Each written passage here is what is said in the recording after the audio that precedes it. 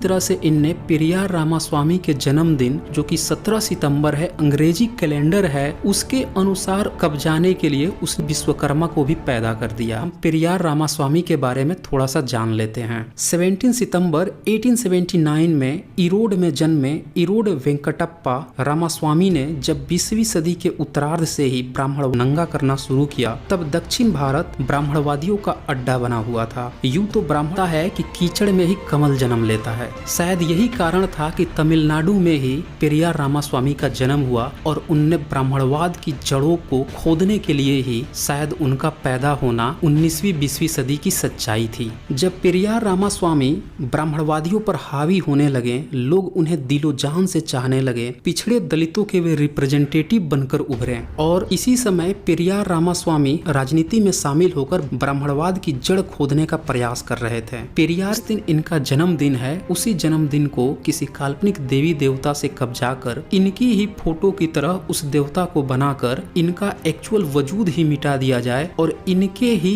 वर्ग को, इनके ही लोगों को उस काल्पनिक देवी देवता का वंशज बताकर हमेशा के लिए खत्म कर दिया जाए। और यही ब्राह्मणवादियों ने किया। उनने इन्हीं के जन्मदिन यानी 17 सितंबर के दिन थोप दिया। और इसकी फोटो देखिए, ये ब्राह्मणवादियों का विश्वकर्मा है और ये पेरियार रामास्वामी का फोटो है। दोनों में दाढ़ी और चेहरे का लुक बिल्कुल सेम। दरअसल ब्राह्मणवादियों ने ऐसा क्यों किया और कब से किया? अगर वास्तव में हम देखें तो विश्वकर्मा को आजादी से पहले कोई जानता भी नहीं था। वैसे भी पिछड़ों और दलितों को धर्म ग्रंथ तो पढ़ने की इजाजत भी नहीं थी और न ही संस्कृत पढ़ने का, न ही वेद पढ़ने का। तो 1962 में जो पेरियार रामास्वामी के द्वारा एक लिखित किताब थी the key to understanding true Ramayan, उसी का तमिल से हिंदी में अनुवाद उत्तर प्रदेश के ललई सिंह यादव ने किया और उसका नाम रखा सच्ची रामायण। किताब जैसे ही मार्केट में आई, पूरे उत्तर भारत में तहलका मच गया। जब लोगों ने हिंदी में सच्ची रामायण को पढ़ा, जिसमें राम का पूरी तरह से पर्दाफाश हो गया, सीता का पूरी तरह से पर्दाफाश हो गया, तब सारे ब्राह्मणवादी और उत्तर प्रदेश सरकार मिलकर ललई सिंह यादव और उनकी किताब पर केस कर दिए। मुकदमा चला, ललई सिंह यादव डटे रहे और अंततः उनकी जीत हुई। कोर्ट ने सच्ची रामायण और ललई सिंह यादव को बाइज्जत बरी भी किया और साथ ही